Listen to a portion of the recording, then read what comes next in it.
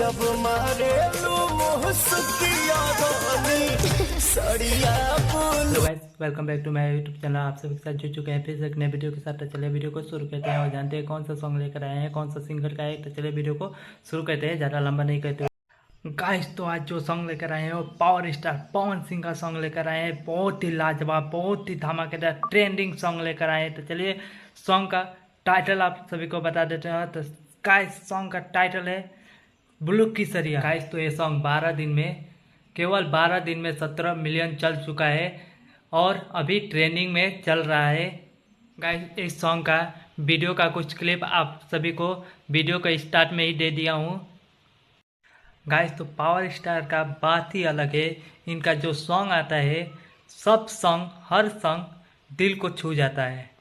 ऐसा लाजवाब सॉन्ग लेकर आते हैं। इनका सुर बहुत ही कमाल का है।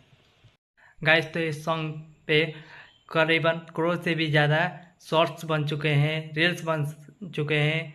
ये सॉन्ग हर प्लेटफॉर्म पर ट्रेंडिंग पे चल रहा है, जो कि पावर स्टार पवन सिंह का सॉन्ग है, जिसका टाइटल है बुल्लू की सरिया।